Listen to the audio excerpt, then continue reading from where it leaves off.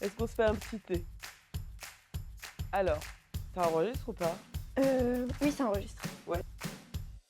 Ce podcast, ça s'appelle pas Nous inventons le podcast. Non, ça s'appelle un podcast de dragons et de romance. Ouais. Écoute, j'ai lu quand même un quart de mes livres. En fait, tu peux pas dire c'est la meilleure saga de la Terre, mais ça commence au tome 4, c'est pas plus fin. Tout ça pour ça, quoi. Voilà. En vrai, on n'est pas en moins 18, non? Le podcast, je peux être vulgaire, oui. Oui, tu peux. Il peut aller te faire enculer. Là, c'est de la mauvaise foi. Certes. Oh, accrochez-vous. Ah, mon Dieu, c'est incroyable. J'aime quand c'est bien écrit. Et des fois, on arrivera plus à aller on the point, nous verrons bien. Yay! Youhou! Let's go. Je dois commencer par quoi déjà? Bienvenue dans un podcast de dragons et de romance. Je suis Lecture des Lunes, alias Coralie. Et moi, Laurélie Fantasy, alias Laurie. Vous pouvez nous retrouver sur Instagram et tous les mois pour un nouveau podcast, blabla, autour des livres. Et on commence toujours par les sorties de la semaine. Enfin, pas les sorties de la semaine, ça c'est... C'est l'automatisme. Parce que j'ai un format sur mon compte où je fais toutes les sorties de la semaine et du coup... donc les sorties pour le mois de novembre. Est-ce que tu as repéré des sorties vu que tu as fait tes devoirs Oui. ce mois? J'ai fait mes devoirs. Vous pouvez être fiers de moi. Oui, je suis quelqu'un qui se remet en question. Oui, alors il y a du coup The Irresistible Urge to Fall for Your Enemy de chez Label Calix, qui est une édition absolument magnifique. Et je dis pas ça parce qu'elle est rose. Elle est vraiment très belle cette De édition. toute façon, les éditions chez Calix... Et du coup, je suis très très contente que ça sorte parce que comme on n'a pas pu l'avoir avec, c'était quoi, Illumicrate ou Fairyloot? C'est Illumicrate, ouais. Eh ben, je suis très contente que ce soit Calix qui l'ait du coup parce qu'on a le droit à une vraiment très très belle édition. Ouais, de ouf. Qui est même, je trouve, meilleure que celle de Moi, j'aimais bien celle-là, mais j'ai pas regardé à quoi elle ressemble l'édition. Elle est trop belle, elle est trop belle. J'irai voir. Ok, donc The Irresistible Urge to Fall for Your Enemy, c'est encore, pour ceux qui suivent pas trop le game de la fanfiction Dramion en ce moment, qui a vraiment... En plein essor. Qui casse tout. Et un peu dans les lignées Rose in Chain et Alchemized, qui sont tous basés sur des fanfictions Wattpad, mais qui ont été quand même réécrits, modifiés avec un système de magie qui est propre aux nouvelles histoires, donc qui n'ont plus grand chose à voir. D'ailleurs aussi bien qui ont plus grand chose à voir avec les fanfictions d'origine, je pense, mais qui font très plaisir à tous les fans de fanfiction qui sont en folie.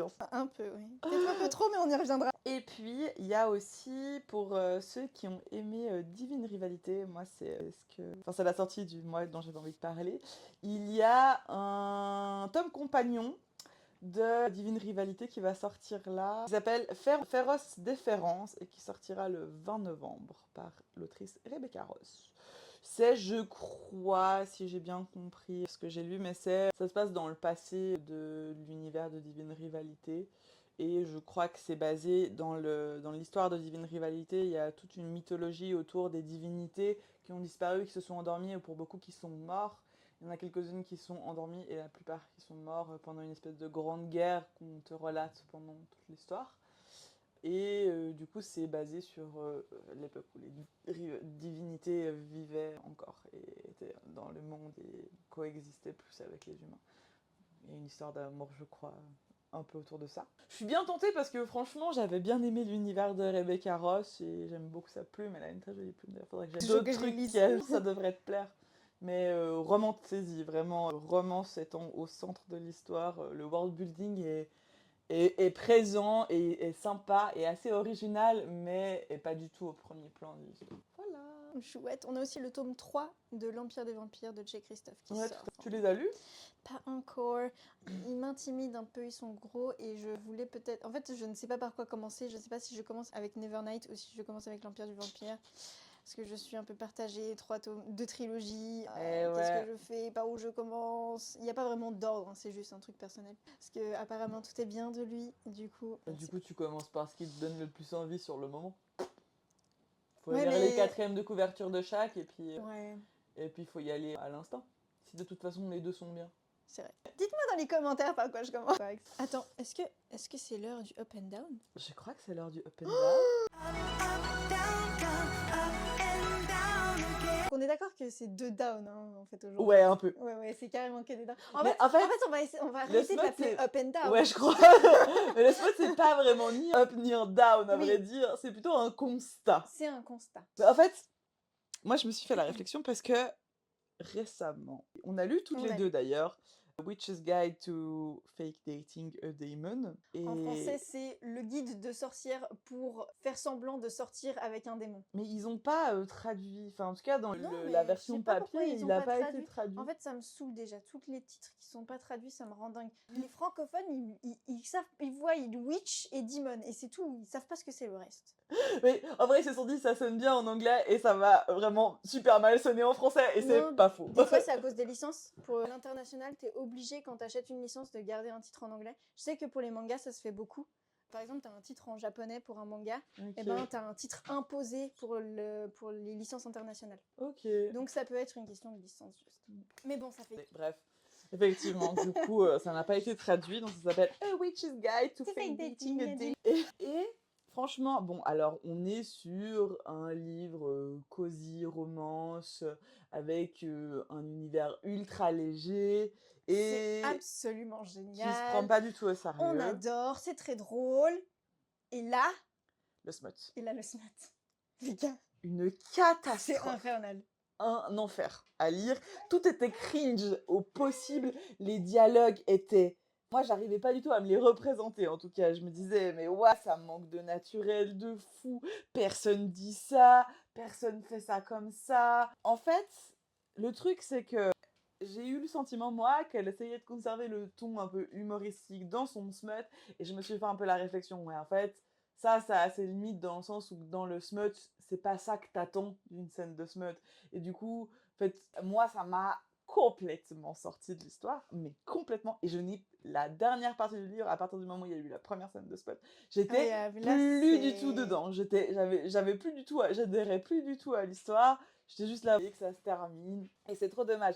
Mais du coup, je me suis vraiment fait la réflexion parce que, en fait, je me suis vraiment dit, le smut est un peu dévalué dans le sens où quand c'est un livre de smut, où il y a du smut dedans, on va un peu nécessairement se dire bon bah c'est un peu un livre pour filles, pas très travaillé, pas très intéressant et pas très complet. Enfin en tout cas, il va pas bénéficier du même prestige qu'un livre de fantasy épique, même une romance contemporaine mais dans laquelle les choses seraient suggérées. Enfin, je trouve que ça met tout de suite un peu une caution comme si ça d'évaluer un peu le livre au niveau de la qualité. Ouais, on dévalue la qualité dedans. parce qu'il y a du smut. Et je me suis vraiment fait la réflexion que ça ne devrait pas, parce qu'en fait, c'est quand même quelque chose d'assez compliqué à lire.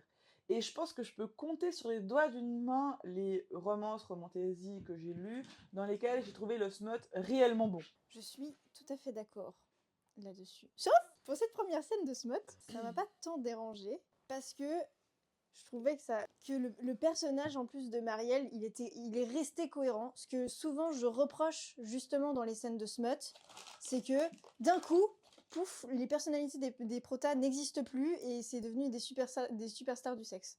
Que là, du coup, pas du tout. Et donc, sur cette première scène de smut, ok, il y a des moments t'es un peu là genre, ok, pourquoi elle fait ce genre de référence à ce moment-là, mais ok, en fait ça fait partie de sa personnalité, donc ça m'a pas dérangé outre mesure, c'est juste que ça se voit pas beaucoup. Et même, j'ai presque trouvé sympa que ça reste naturel et que ce soit pas finalement tant romancé que ça, tu vois. Et ça fait évidemment quelques petits détails, mais bon, ça c'est... Et le problème, ce qui m'a posé problème, c'est qu'on est comme ça un petit peu dans le naturel et qu'en même temps, on retombe quand même dans les clichés de j'ai un gros zizi et il est serré. Niquez vos mères. Putain de bordel de chibre. Ouais, tout à fait. C'est pas possible. Stéréotypes-là.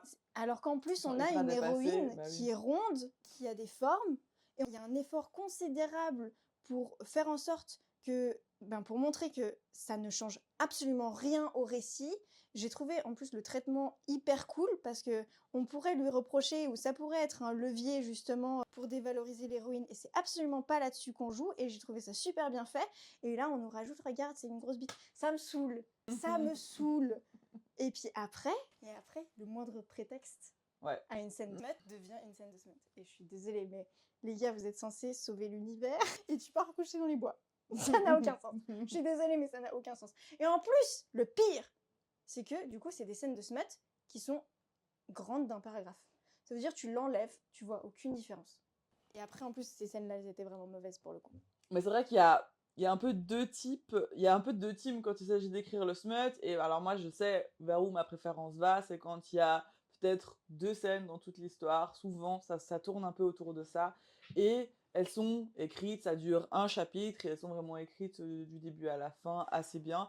Et entre, tu peux avoir des scènes intimes, romantiques, mais qui ne vont pas s'axer autour de quelque chose d'érotique. Plutôt intime dans la confidence, voilà, d'essayer de dépeindre un peu d'autres types d'intimité que simplement le cul. Alors que, effectivement, après, il y a d'autres types de. Il y a une autre team qui est, pendant une bonne partie du bouquin, il n'y a rien, ou quasi rien. Et d'un coup, il se passe tout. Et Witch's Guide to Fate Dating a Demon, elle C'est tombe un petit clairement peu celui-là. dans l'autre cliché. C'est-à-dire que pendant vraiment très longtemps, il y a vraiment rien, à part des pensées déjà, que je trouvais déjà un peu agaçantes de mais pourquoi est-ce qu'il me défend? Est-ce qu'il serait un peu attiré par moi quelque part? Mais non, ça n'est pas possible. En fait, déjà, quand t'as un peu suite de réflexion, c'est 1 ou 2 fois, ça va, mais là, c'était vraiment, C'était très répétitif. très répétitif, et puis t'étais là, on a tous compris que, en fait, ça donne un peu l'impression que l'autrice, elle arrive, que c'est la parole de l'autrice qui vient nous dire, si jamais, là, ils sont attirés l'un par l'autre, et t'es là, on le sait, parce que c'est le principe même de ton livre. C'est écrit dans le titre. On avait tous compris que ça allait aller vers ça. Pas besoin de grands sabots. Ça me rend dingue. Voilà. Et il y a un Donc, autre truc qui met bien en lumière tous ces problèmes-là. Et du coup, on va revenir à notre sujet de fanfiction dans cette première scène. Ce qu'il faut savoir, que du coup, le personnage de Marielle, c'est un personnage qui se pose toujours beaucoup de questions et qui passe du coq à l'âne. Et à un moment dans la scène de smut, elle demande au gars si, parce que comme c'est un démon, on connaît pas trop, tu vois, les corps d'autrui et tout. Du coup, elle pose une question bref, je vais pas vous faire un dessin, mais d'une pratique qui se retrouve beaucoup en fanfiction. Évidemment, le type ne comprend pas, bref, on passe à autre chose. Ceux qui lisent de la fanfiction vont reconnaître le truc. Je crois qu'il y a même une note de bas de page pour nous expliquer ce que c'est, je crois, si je dis pas de bêtises. Et quand tu arrives au remerciement à la fin du livre, bon déjà ça te met la puce à l'oreille, parce que quelqu'un qui lit pas de fanfiction ou peu de fanfiction n'a aucune idée de ce que c'est.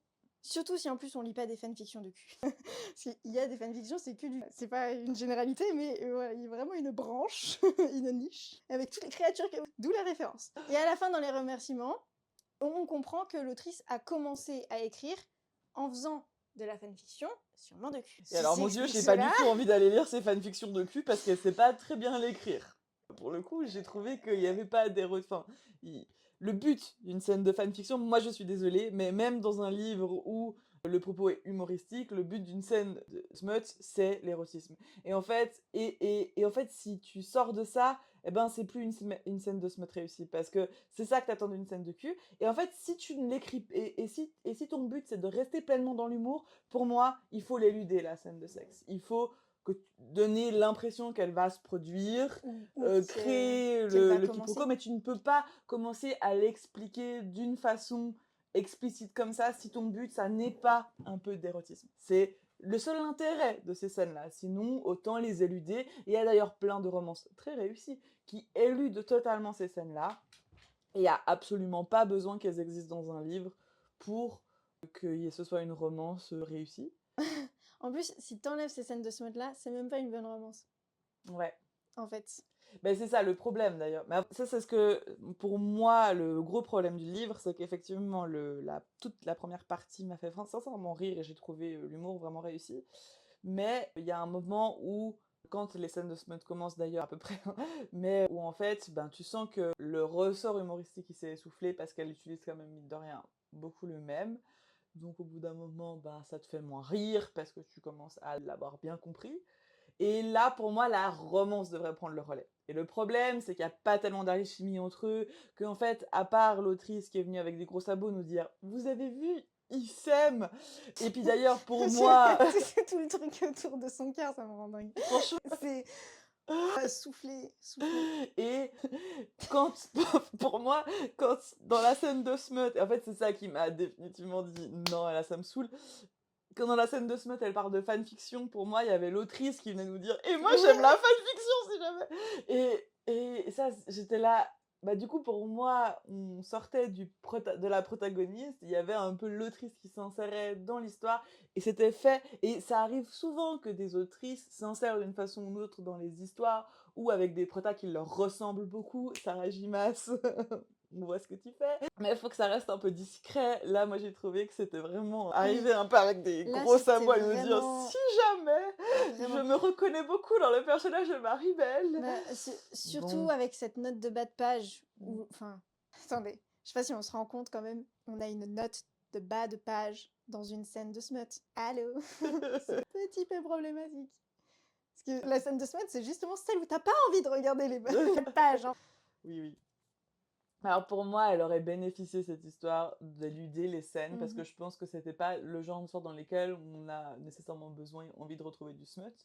On est plutôt sur un ton justement caustique, humoristique, rigolo. C'était tout à fait ok de les éluder. Et puis ça aurait trop bien marché en young adulte. Oui, et peut-être même que la romance aurait été... Parce que pour moi, la romance, elle se délite vraiment dans ces scènes-là où, en fait, leur alchimie, elle est proche du néant. Du coup, t'es un peu là, genre, ben, ça a pas l'air ouf quand vous couchez ensemble. Quoi. Bah, en fait, lui, je peux comprendre pourquoi. Lui, on voit un peu quand même une progression, non, parce que le chapitre 1, ils sont déjà... Mais bon, bref. Mais je comprends mieux, lui, ce qu'il peut lui trouver à elle que l'inverse.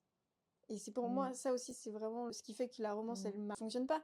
Parce que lui, ça implique beaucoup de choses d'être amoureux. Elle, ça Vraiment, il n'y a pas aucun enjeu de ce côté-là pour elle. Et du coup, ça rend la romance très plate. Et du coup, ben, pour elle, ça tourne aussi quand même du coup autour du sexe. Mais du coup, t'enlèves le sexe, il n'y a plus rien. Bah, le problème, c'est que du coup, même le sexe, ça a pas l'air... il donne pas très envie. Mais En après, fait, de nouveau, le problème, c'est que quand tu reviens vers des clichés... En fait, faut pas oublier que toutes ces romances-là, c'est des publics quasiment exclusivement féminins.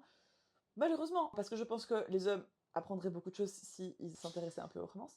Et à tout cet univers-là, Big up à tous les vraiment, mecs ça... qui lisent du Franchement, smut. On je vous vous aime. jure, Vous êtes dans nos cocoros. on voit la diff. C'est clair qu'on voit la diff. Mais en fait, du coup, quand on reste dans une norme trop hétérocentrée, bah moi on me perd parce que je trouve que ces pratiques-là sont pas les plus plaisantes pour la plupart. Et du coup, j'ai de la peine à trouver la scène attirante. Alors par exemple, dans les autrices de Smut, et pour moi d'ailleurs, je pense que ça fait une partie de leur succès, objectivement, dans les autrices de smut qui, je trouve, écrivent de l'excellent smut, ou en tout cas des scènes qui sont chouettes au niveau du consentement, qui sont bien écrites et qui donnent... Enfin, où tu te dis, bah là, ils ont objectivement l'air de tous passer un très bon moment, et où je trouve que leur but dans l'histoire est quand même importante, enfin, où je trouve que ça a du sens que les scènes soient décrites. On a par exemple Rebecca Yarros qui écrit de l'excellence mode et je pense que c'est une des raisons pour lesquelles Force Wings fonctionne si bien. On a Sarah Jimas, on va pas le lui enlever, elle écrit du très bon. En tout cas, de ce que j'ai lu d'elle en termes d'écriture de smut, je trouve que c'est toujours assez bien dosé, que les scènes sont... Alors, sauf peut-être le 5e tome pour le coup Dakota, où je trouve que là, elle a un peu moins bien dosé. Mais en même temps, Là, ça pouvait là, c'est servir un différent propos parce dans que les l'histoire. personnages sont différents aussi. Donc moi, ça m'a pas Voilà, ça choquée. pouvait servir un propos dans l'histoire, que ce Ouais. soit un peu plus omniprésent qu'avec les autres, que quand on suivait d'autres personnages. On va voir si elle continue un peu dans la tangente d'en mettre trop sur Azriel, où je trouvais que ça Non, aurait beaucoup moins de non, sens. je suis désolée, mais elle nous a donné des indices avec Azriel, mec. Ouais. On s'y attend vraiment. Je suis désolée, mais on J'ai va finir peur. traumatisée. Moi, je vous jure, je suis déjà excitée d'avance. Moi, je suis terrifiée. Mais donc voilà, Sarah Gimas. À qui d'autre on peut penser? Bon, Jennifer et Larmentrout, son problème, c'est que par C'est toutes contre, les mêmes, hein. c'est toutes les mêmes et que au niveau dosage, il y a un moment donné où elle abuse. Il y a un moment donné aussi où il y a juste plus rien à écrire, peut-être. Mais moi, j'ai l'impression que Jennifer et Larmentrout, elle écrit des excellents tomes 1 et qu'après, elle pète un peu un câble. Moi, c'est mon avis sur Jennifer et Larmentrout. Dites-moi si c'est un avis subversif, mais moi, j'ai l'impression qu'elle a une super idée et qu'après, elle est là genre, et si je rajoutais tous ces pouvoirs-là et que je rendais l'histoire totalement inextricable? J'ai pas encore continué, j'attends toujours mon plan A3. Depuis le tome 1, non, depuis le tome 2, on nous tease un plan A3 et on attend. Je sais pas, arrête de nous teaser, mais le nouche, change un peu tes habitudes, je comprends ta peur. Je comprends. Mais vas-y, j'en ai marre d'avoir toujours la même scène de sexe avec un prota nul. Qui d'autre écrit du bon smut? Bah franchement, Orla. Ouais, c'est bien. Et d'ailleurs, sur la romance plus contemporaine, STEM, moi je trouve, alors je sais qu'il y a des personnes qui trouvent que c'est trop omniprésent dans les romances d'Ali Hazelwood. Moi je trouve que par contre, en termes de consentement, on a rarement fait mieux qu'elle. Je trouve vraiment qu'elle écrit des protas qui ont vraiment compris ce que c'était le consentement de A à Z et pas juste je te demande l'autorisation avant de t'embrasser et après je te demande plus jamais ton avis. C'est vraiment des personnages qui s'assurent régulièrement du consentement de leur partenaire et c'est tout écrit d'une façon ultra romantique, ultra... Enfin, c'est pas du tout, comment on peut dire, c'est pas du tout repoussoir. Et ça, c'est vraiment une vraie compétence. Parce que, où je trouve que on veut nous donner des fois un peu le gage du consentement, mais on sent que c'est pas encore pleinement intégré. Et puis, bon, c'est récent, toutes les questions du consentement, donc c'est normal que ce soit encore des fois un peu ballant.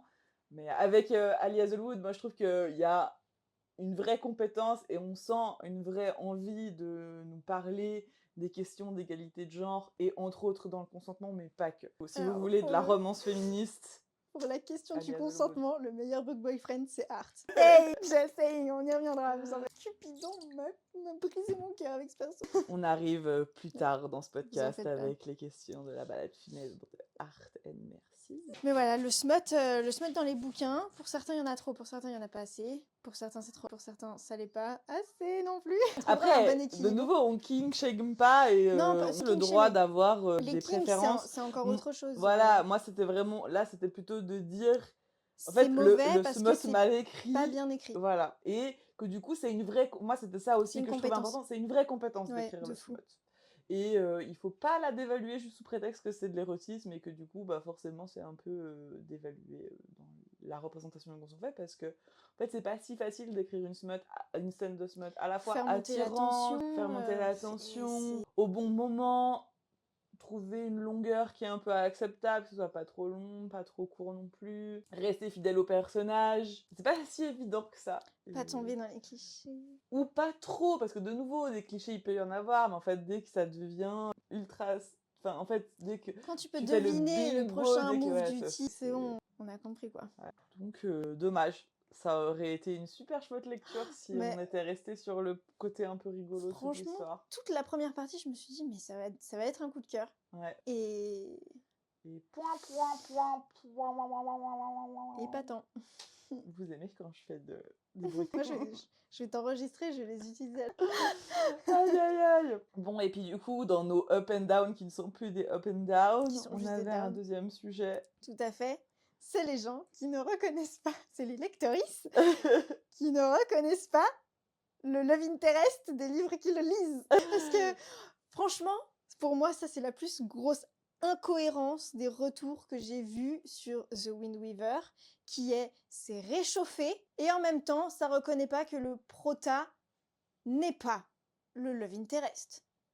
Comment tu peux dire que c'est réchauffé si tu reconnais pas le plus gros twist de l'univers utilisé dans toutes les romantésies classiques? Mais dans le pan de l'incapacité de reconnaître le vrai love interest, on a eu en 1 et on l'a vu, c'était drôle, fut un temps, les gens qui ont commencé Court of Thorns, C'est son tatou, le prénom de tampon sur le bras.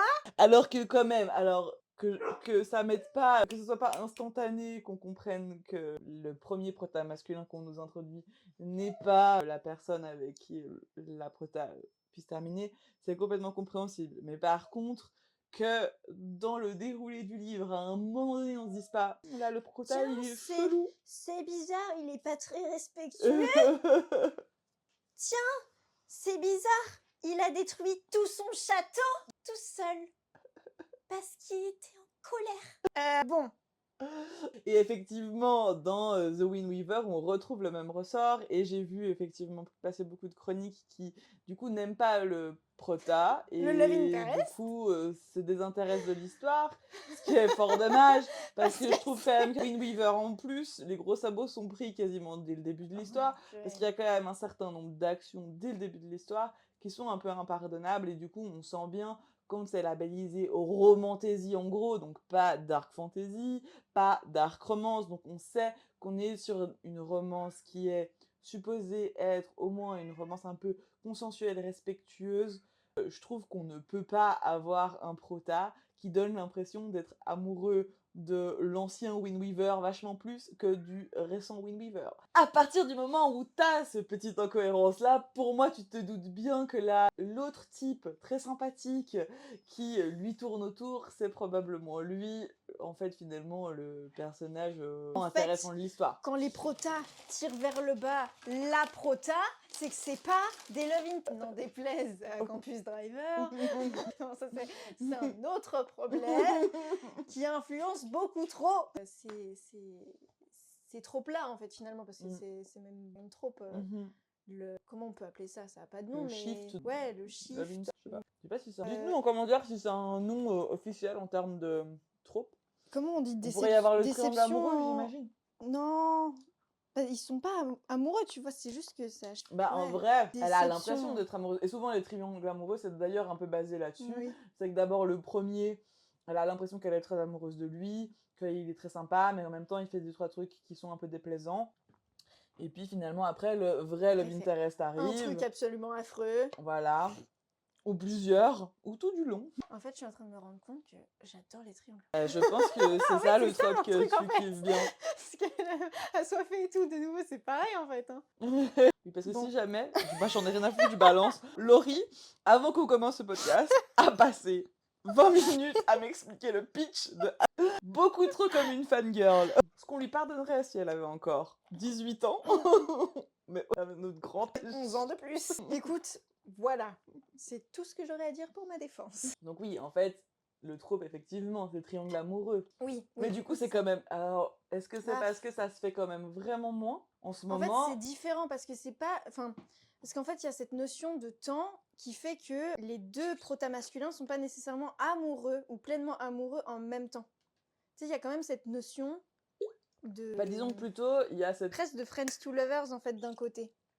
Pas vraiment. Parce que pour moi, Soren, il est in love de elle, minute 1. Ah, je suis... Mais ça se bien débat, sûr. Ça se débat. Il lui a offert un livre, il s'est... débat. Attends, ça veut dire qu'elle était en train de pionçaille, Bah, comme il ça, veut l'aider. en face de lui. Elle était D'ailleurs, là, je pense que c'est je lui qui est lis, dans ses et rêves. il était en train de dormir. Elle était en train de dormir pendant 3 jours, et lui, il était assis à côté d'elle. Il a pris un livre, et il a écrit tout plein de blagues à son attention. Il lui a donné le livre, et elle est repartie avec. Parce qu'il a très bien vu qu'elle n'utilisait pas ses pouvoirs comme il faut, donc il savait qu'il allait en avoir besoin. En plus, il savait aussi où est-ce qu'elle allait retourner. Mais il pouvait juste lui connaît très filer bien le le pen. bouquin, il n'était pas obligé de mettre des notes en bas de page. Hein. Il a annoté tout un bouquin pour le lui donner, tu vas pas me faire croire. Si ça, c'est pas le langage de l'amour, moi j'y connais plus rien en Je sais amour. pas, ça peut être une bonne personne aussi. Les mecs sont pas obligés d'être amoureux pour être sympas, ok? Notez-le. Tatouez-le vous, même. Non, mais pour moi, clairement, d'ailleurs, quand il se revoit, c'est l'interaction suivante. Pour moi, il est blessé de l'avoir. Parce que l'interaction suivante, il est... Alors vraiment, avancez un petit peu, si vous voulez pas de spoil, nous allons spoiler The Wind Weaver. Nous avons déjà commencé à... De toute façon, c'est pas un podcast qui s'écoute si on veut pas de spoil. Pour moi, quand il la revoit plus tard et qu'elle est en train de pécho Pen au KLM et que lui, il déboule pour leur sauver les miches, il passe pas un très bon moment quand il déboule et qu'il se rend compte qu'ils sont en train de... Il est un peu jaloux. Et ça, c'est l'interaction suivante. C'est bien déjà qu'il s'est passé quelque chose avant. Okay. Pour moi... un peu, moi, la façon dont j'interprète ce premier tome, c'est que Penn, il est amoureux de l'ancienne Wind Weaver, Oui. qui, comme de par hasard, est décrite comme quelqu'un de très soumis, de très peureuse, Quand il de lui dit, oh mon Dieu, quand il lui toute dit, douce. non, t'as rien à voir avec, parce qu'elle lui balance en pleine gueule Mm. que, comment elle s'appelle, Enid, c'est pas du tout elle, enfin, elles ont plus rien, elles ont rien à voir, que c'est pas elle. Et lui, il lui répond, oui, je sais, parce que justement, t'es pas. En plus, il utilise le mot soumise, hein, il sort pas de n'importe quoi, soumise, douce, fragile, tout ça. Et vraiment, quand il lui balance ça, j'ai eu tellement envie de vomir, mon Dieu. Et donc, les gars, comment vous faites pour vous imaginer que ce genre de protas vont rester des protas de Love Interest en fait? Non, c'est justement une épreuve à surmonter de l'héroïne. Ça fait partie du développement de l'héroïne, justement. Comme Tamlin avec Fer et comme... Il y en a sûrement d'autres, mais je ne les ai pas en tête. Mais En fait, pas tant. J'ai réfléchi, oui, mais en j'ai fait, pas pas tellement tant. d'autres exemples. Mais parce qu'en fait, tu vois, c'est ça, c'est ce trope-là que je veux dire. C'est pas le triangle amoureux, mais qu'il y en a un des deux où tu sais, la désillusion, quoi. Parce que t'as projeté un prince charmant sur un type et en fait, non, c'est pas... Tu Le vois? pacte des roses est un petit peu comme ça aussi. Et en fait, c'est pas si Mais tu le répandu. vois un peu Et c'est plus venir, peut-être, dans le et c'est pacte des pour ça que roses. je ne comprends pas les gens qui parlent de réchauffer en parlant de The Wind Weaver. Parce Mm. que, en vrai, les gars, pardon, j'arrive pas à en trouver un autre. Oui. Et le seul parallèle avec Akotard qu'on peut faire, c'est vraiment cette ambiguïté-là au niveau de la relation, Ouais, parce que parce que le tout reste, le rien à voir. reste, le système de magie, les tempéraments de protagonistes, et même finalement bon, oui, le conflit entre elle et Penn va être considérablement le même, c'est-à-dire ne pas la laisser s'émanciper pendant qu'il y en a un autre qui va le faire. Mais hors de ça, en fait, les pouvoirs, le système de magie, et même l'enjeu, enfin les conflits entre les royaumes sont pas du tout les Rien à mêmes. Il y a voir. pas Rien à voir. l'histoire est Là, il y a foncièrement une ultra prophétie déjà, les gars. différente. Donc, Bah oui, c'est ça. en fait, on C'est sait où on va. juste, c'est juste cette façon d'introduire un personnage masculin qui ne va pas être le bon. Mais même que je trouve que dans Court of Thorn and Roses, c'est même fait assez différemment en fait. Oui, bah, ça prend 3 livres Ouais, c'est dans ça. Akotard. Ici, Là, a priori, déjà dans le suivant, s'il hein, vous plaît, c'est je vous Finito en Pipo. Bah, et supplie, d'ailleurs, je je crois que c'est pleure. une duologie. Donc, je crois que le deuxième va C'est pas une clore trilogie? l'histoire. J'ai cru voir que Je crois c'était que une c'est trilogie. une Ok, non, si c'est une duologie. duologie, ça me va. Et c'est pour ça Ça me va. que c'est une duologie. Le premier s'appelle The Wind Weaver et le deuxième s'appelle The Sea Spinner. J'étais vraiment là, genre, aucun doute. Ouais. C'est acté que le prota qui nous intéresse, ça va être Soren et pas Penn. Et en plus, j'ai été vachement surprise. Il y a des morts. Mon cœur, je vous jure, mon cœur. Moi, Ouais. franchement, je comprends pas les retours sur ce livre.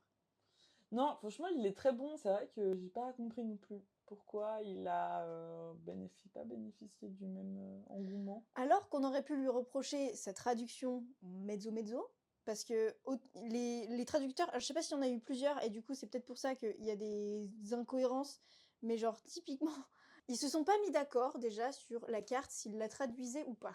Ce qui fait que des fois, t'as des termes qui sont traduits, des fois, t'as des termes qui sont pas traduits, et du coup, dans le texte, des fois, ça t'arrive avec 2 termes qui sont en fait le même. Mais c'est juste que t'as le terme en anglais et en français, sauf qu'en fait, du coup, ça désigne exactement le même endroit. J'ai même pas remarqué ça. Moi, parce qu'après, je pense que comme je suis toute la journée aussi en anglais, comme je travaille, mes collègues, ils sont anglophones, etc., je pense que du coup, c'est des trucs que je vois tout de suite, quoi. Mais parce qu'en fait, l'énonce, à un moment, elle fait une liste d'endroits, justement, par où la menace, elle passe, ou je sais pas quoi, ou par où ils doivent passer. Et justement, il parle de Terre du Nord. Oui. Il parle de Terre du Nord, et très souvent, ils disent Terre du Nord. Et à un moment, il met en anglais, je sais plus quoi, Northland. Ah. Sauf que Northland n'est marqué nulle part ailleurs. Et sans, bah, Ça, sans, non, c'est j'ai pas dû voir. mais tu sais, c'est dans la liste, donc en fait. Ouais, c'est ça. Et puis c'est pareil, à un moment ils disent oui, les Northlanders, virgule, les gens qui vivent au nord. Bah oui, mais n'utilisez pas Northlander en fait, les gars. Parce que même si en anglais elle l'explique vraiment, c'est les gens qui habitent au nord, nous on s'en fout parce que de toute manière on n'utilisera jamais Northland. Mais ceci dit, le travail de traducteur est très compliqué, donc leur crachez pas trop dessus. Mais Et pour le coup, j'ai trouvé que, bon, ces petites incohérences mises à voilà. part, que par contre, on a travaillé la plume pour que ce soit pas désagréable. Moi, souvent, ce que je reproche à une traduction anglais à français, c'est que souvent, il y a des expressions, des façons de parler qui sont très typiques de l'anglais, mais qui fonctionnent très mal en français. Je prends un exemple typique, mais le mot fuck qui ne signifie pas la même chose que putain. En Bah fait, oui. qui est utilisé dans plein d'autres contextes que putain en français, qui serait la traduction littérale, mais du coup qui fonctionne pas toujours. Et le problème, c'est que ou on veut pas mettre putain, et du coup on trouve un Bah mot non, mais en absurde fait, et que le personne n'utilise jamais en français l'équivalent pour de fuck l'utiliser. en français, c'est nick. Oui, mais ça marche pas non plus. On s'en fout. Utilisons-le et ça marchera. Pas toujours, je pense. Nick, niquez-vous. Vous voyez, ça marche. Moi, je l'utilise souvent. Mais je pense vraiment, parce que il y a aussi, enfin, Mais je pense bref, que ça, ouais, on a, bref. on a pléthore de mots vulgaires, on est obligé d'utiliser putain. L'idée, c'est des fois de regarder un peu l'ambiance de la scène et d'essayer de trouver un mot qui s'adapte plutôt que d'aller traduire très littéralement et du coup mettre juste si putain et ça marche pas très bien parce que on utilise Surtout, on ne parle pas pas comme ça. autant ce mot-là en français qu'il n'est utilisé en anglais. Et Ouais. du coup, ça fonctionne moins bien et ça fait des trucs un peu bizarres et désagréables à lire parce que tu te dis, en fait, quand tu vois le travail de traduction, c'est désagréable. Et alors, dans The Wind Weaver, moi, j'ai trouvé que pour le coup, tout était assez bien traduit, que la plume, elle était assez agréable. Et je crois qu'ils ont sorti, combiné en anglais et en français le livre. Du coup, il y a eu un travail de traduction qui a dû se faire quand même très vite. Et je trouve que pour le coup, c'est un travail qui a été fait très vite et que j'ai trouvé quali. Sauf pour les incohérences, du Voilà. coup, je Mais disais tout c'est à que l'heure. j'avais pas du Mais tout sinon, relevé. je suis assez d'accord. Mais c'est un truc que j'ai pas mal remarqué parce que c'est de nouveau Hugo, l'éditeur.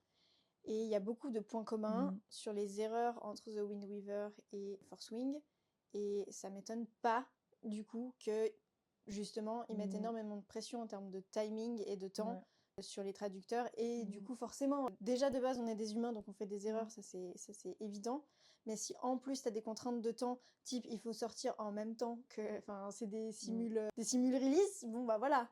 Forcément, tu vas te retrouver avec des erreurs. Tu peux pas faire autrement, quoi. Bah, surtout si du coup il y a plusieurs traducteurs qui ont travaillé sur le même Ouais, projet, ben, c'est t'imagines le compliqué taf? parce tu peux pas t'accorder Enfin, sur tout, c'est pas possible. Il y a forcément des choses qui vont passer à la trappe c'est et ça. qui vont Des avoir l'air termes, désaccordées du coup. c'est ça. Et des termes, du coup, bah typiquement, au début du livre, on parle de Northlander, après on le voit plus jamais. Du coup, c'est juste ça. Mais en vrai, quand on lit et quand on n'est pas bilingue, je vous verrez pas la différence. Si vous connaissez rien à l'anglais, vous allez pas voir, vous allez rien voir du tout.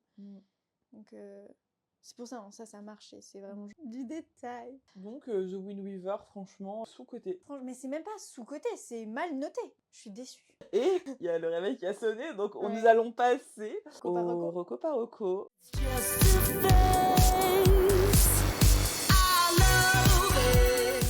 On se demande tous bien ce que ça pourrait être. Je crois que ça commence par Art et ça finit par Merci. Oui, c'est la balade funèbre de Art et Merci que j'ai découvert totalement par hasard. Vraiment, totalement par hasard. Je rentrais de Lyon, j'étais dans mon train, je suis passée à Payot parce que j'avais passé une journée de merde. Et du coup, je me suis dit, vas-y, je vais m'acheter quelques livres. Je me suis dit, je vais acheter un livre et je me suis acheté quelques livres, c'était ça la vérité. Et j'ai vu ce joli petit, vraiment petit bouquin, tout mignon, super jolie édition chez Milady, La balade funèbre de Art et Merci. Je me suis dit, et ça, pour mon challenge Halloween, ça passe de ouf. Ça parle d'un ranger qui tue des zombies et d'une croque-mort. Let's go! Oh les gars, si vous saviez ce qui vous attend. C'est absolument génial. C'est absolument génial. Ils se détestent. Mais quand je vous dis qu'ils se détestent, il y a une alchimie de la détestation qui est absolument exquise. On adore qu'ils se détestent, vraiment. Et là, notre petit Art, qui finalement est quelqu'un de très solitaire et qui cache un petit peu que ça lui plaît pas trop, eh ben, il décide comme ça, sur un coup de tête, sur l'énervement, d'écrire une lettre à personne. Enfin, à personne, à un ami. Donc, pas d'adresse, rien du tout. Il le met dans la boîte aux lettres en mode ça arrivera chez quelqu'un, ça arrive chez quelqu'un, j'ai pas de réponse, tant pis. Mais vraiment juste, c'est un peu comme quand on écrit dans un journal intime finalement. J'écris une lettre, je suis vénère, je l'envoie parce que voilà, c'est tout ce que j'ai à faire. Et advienne que pourra, anyway, c'est juste pour se décharger quoi. Et un jour, il reçoit une réponse. Sauf que c'est qui a envoyé la réponse? Eh ben c'est Merci. Ils se détestent. Vous voyez là déjà le petit enjeu un petit peu sympa. C'est qu'ils se détestent, mais en lettres ils vont devenir super copains. Ça me fait penser à Divine Rivality. Et du coup, ils ont aucune idée que ce sont eux. Ils sont vraiment, ils pensent que c'est des personnes totalement différentes. Et donc il y a tout ça qui se passe. Et derrière, il y a aussi d'autres choses qui se passent dans l'univers, qui est hyper original pour le coup parce que c'est vraiment un univers où il y a des zombies. Mais c'est pas des zombies bizarres, c'est des zombies magiques en fait. Et en gros, l'âme des gens qui n'arrivent pas à rejoindre l'au-delà se réincarne en fait, prend possession de cadavres et du coup reviennent à la vie. Et donc c'est le boulot des rangers justement de les tenir éloignés des villes quoi en gros. Et il y a tout un twist derrière qui est franchement trop bien. Et les gars, par contre, si vous aimez pas pleurer, il faut pas lire le livre. Je vous dis tout de suite si vous aimez pas chialer, parce que j'ai trop pleuré. C'est un Mais stand-alone, il a des ouais. tomes compagnons. Alors, il aura des tomes compagnons. Je sais qu'en anglais, il en a 2, sur 2 autres couples. Mais c'est un one-shot, donc vous pouvez le lire tout seul. Y a pas de problème. Je lirai sûrement les autres. Et la plume, j'ai trop adoré la plume.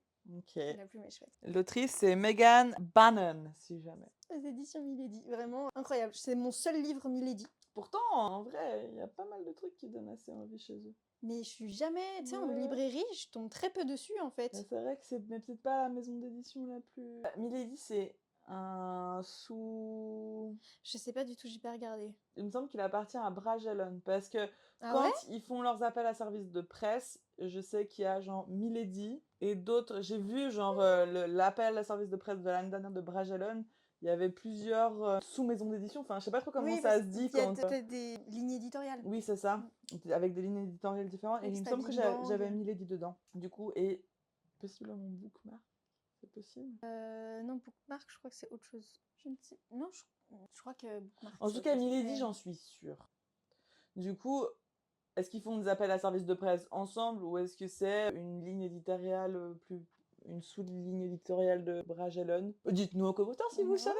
Mais ouais, voilà. Et vraiment belle. on fera nos petites recherches et on vous dira le mois prochain. Moi, je vais vous recommander ce qui probablement sera un de mes coups de cœur finaux quand je ferai le tri de mes meilleures lectures de l'année.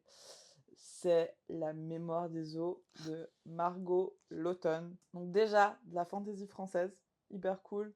Il faut qu'on aille lire plus de fantaisie française. Nos pauvres auteurs de fantaisie française galèrent de ouf. On pourra faire un épisode spécial auteuriste française. Clairement, mais elle, vraiment, allez-y, c'est son premier bouquin édité. Une dinguerie de qualité. Enfin, franchement, la plume, elle est vraiment, vraiment, vraiment, vraiment, vraiment incroyable. Et l'histoire, enfin, on met un peu de temps à s'immerger dans l'histoire. Et c'est pas ultra facile d'accès. Il faut pas y aller quand on est fatigué. Il faut vraiment pas y aller en s'attendant à trouver des personnages tout doux et avec lesquels on va avoir de la facilité à empâtir parce que c'est pas le cas. Il n'y a pas de personnages blancs du tout dans cette histoire. Ils sont tous controversés, c'est vraiment le moindre qu'on pourra dire. Mais bon, alors déjà, l'intrigue, elle est vraiment cool. Ça va parler... Alors, le propos de Margot Laughton, c'est de nous expliquer qu'il n'y a pas de camp de gentils et de camp de méchants quand il s'agit d'une guerre. Chacun va servir ses intérêts. Et si ses intérêts sont pas concordants avec celui de l'ennemi, même si l'action qu'il va faire est absolument immonde, eh ben ils vont la faire et ils vont la faire sans tellement se retourner dans leur lit parce qu'ils vont avoir tous l'impression d'avoir fait ce qui servait leurs intérêts et du coup d'avoir fait quelque chose de tout à fait cohérent et logique. Je trouve aussi qu'il résonne tout particulièrement dans notre climat politique actuel, où il y a des montées d'extrémisme un peu partout. Et quand je parle d'extrémisme, je parle de l'extrême droite, que ce soit très clair. Et elle va vraiment se servir de ce qu'on connaît de ces mécanismes-là dans son histoire. Là, les peuples persécutés, ça va être les elfes et précédemment les humains. Donc on comprend qu'il y a eu une période où les humains ont été persécutés, qu'aujourd'hui c'est les elfes. On essaye de comprendre parce qu'on va bouger sur 2 temporalités. Donc c'est une histoire un peu particulière parce qu'on en commence par la fin. Et ensuite on va avoir tout le déroulé de l'histoire, mais du coup on sait comment ça se termine, a priori. Et du coup on a des personnes qu'on se dit que ça va être des gens qu'on n'aime pas, et en fait tout le long de l'histoire, on en comprend leurs enjeux, et même si on n'est pas toujours en accord, parce Je l'ai pas lu, j'ai qu'on déjà des aimerait frissons. que ça serve... Enfin, on aimerait que ça prenne une autre direction, parce qu'à un moment donné, même si les personnages sont sombres, même si les personnages prennent des décisions avec lesquelles on va pas être d'accord, même s'il y a vraiment des choses où on se dit que là, ils sont indéfendables, ben, on s'y attache quand même, on comprend les tourments dans lesquels ils sont, les envies de faire bien qu'ils vivent, même s'ils n'y arrivent pas toujours, on comprend leurs dilemmes moraux, et elle parvient à nous les rendre tous vraiment attachants. Et c'est vraiment un tour de force parce que c'était pas gagné d'avance quand on lit les premiers chapitres de l'histoire. On se dit oh là là, mais ils ont pas du tout. Et vraiment, elle fait un tour de force pour moi, Margot Laughton. Et toute sa plume est vraiment, vraiment bien travaillée, sans se prendre trop au sérieux non plus. Elle reste dans la simplicité. Elle n'essaye pas non plus de nous montrer qu'elle a tout plein de vocabulaire. Enfin voilà, elle le fait uniquement quand ça sert son personnage. Tous ses personnages n'ont pas les mêmes niveaux d'éducation, donc elle en met une pépite. Une pépite. Et je me permets aussi de le dire parce que il n'est pas facile d'accès et je pense que c'est facile d'abandonner et j'aurais vraiment sincèrement pu abandonner au premier quart, voire même encore un peu après. Faut un peu s'accrocher au début parce que tout est très dense, tout est très lourd et au début les personnages sont vraiment assez peu attachants. Du coup, on met un peu de temps à comprendre tous les petits liens qu'elle est en train de nous faire. Il y a énormément de personnages, beaucoup d'enjeux qu'il faut qu'elle développe. Donc au début, c'est difficile et on s'y perd un peu. Donc je vous invite, si vous avez envie de vous lancer, à le faire quand vous êtes reposé et à vous accrocher un peu au début parce que la suite est vraiment incroyable. Bon, je vais le recevoir, je vais le lire. Hein. Ah oui, bah j'ai pas Rocco, mais bon, j'en vous en ai déjà parlé, mais j'ai finalement fini Campus Driver et j'aurais jamais dû, c'était vraiment une perte de temps. Bah, Qu'est-ce que j'ai fini les jumeaux croche-morts du coup pour mon challenge Halloween. J'en avais déjà mis en Paroco le tome 1. Et du coup, bon, Et j'ai continué, bon, parce que bah, je les avais. C'est pas vrai, je les ai commandés pour mon challenge en plus. Mais bon. Du coup, je voulais faire un épisode sur la trilogie. Et en même temps, j'étais très curieuse de voir si mon hypothèse de on a coupé un livre en 3 pour vendre plus d'exemplaires, grâce au nom de l'autrice, était juste ou pas. Et c'est effectivement le cas, en fait. Le tome 1, le tome 2 et le tome 3 sont en fait l'acte 1, l'acte 2 et l'acte 3 divisés en 3 livres, donc il n'y a aucune résolution d'intrigue dans aucun des bouquins, vu qu'ils sont censés être un seul. Et du coup, dans le premier tome, on double l'introduction, quoi. Inutile au possible. Je pense que largement, le premier tome, il pourrait tenir en 50 pages, quoi. Ouais. Voilà. Et voilà. Mais il a plu parce que l'ambiance, elle est sympa, que l'autrice, elle est connue, et puis c'est Flammarion Jeunesse, alors qu'il y a des gorges tranchées, du sang partout, mais bon, bref, ça, après, c'est chacun sa ligne éditoriale, hein, mais disons que ça peut surprendre. Hein. En effet. Mais voilà, et puis en plus, c'est une intrigue vraiment mais vue et revue, qui en plus n'est même pas tout à fait résolue. Quand je vous parle, il n'y a pas de résolution d'intrigue, même dans le tome 3, c'est parce que, en fait, l'intrigue, elle n'est pas résolue du tout. On retourne à la case départ, quoi, en gros. Mais enfin, bref. Donc, vraiment, en plus, du coup, j'ai regardé le prix, parce que je me suis dit... quand même, peut-être ils les font pas si cher, parce qu'en plus, du coup, ils sont fins pour de la jeunesse, mais ils sont quand même 18 € pièce, quoi. Ça fait cher pour une série qu'on a déjà lue. Juste pour avoir une plume un peu spéciale. Voilà. J'avais pas pas forcément la suite non plus. Donc cette saga pas nécessaire à avoir dans vos bibliothèques, quoi. Franchement, si vous aimez l'horreur, il y a d'autres choses bien meilleures ailleurs. Clairement. Eh ben merci de nous avoir écoutés. On rappelle que vous pouvez nous trouver sur Instagram plus régulièrement sur Lecture des Lunes et Laurelie Fantasy. Et on se retrouvera le mois prochain pour un nouvel épisode d'un podcast de dragons et de romans. Et peut-être même qu'on aura une surprise pour Noël.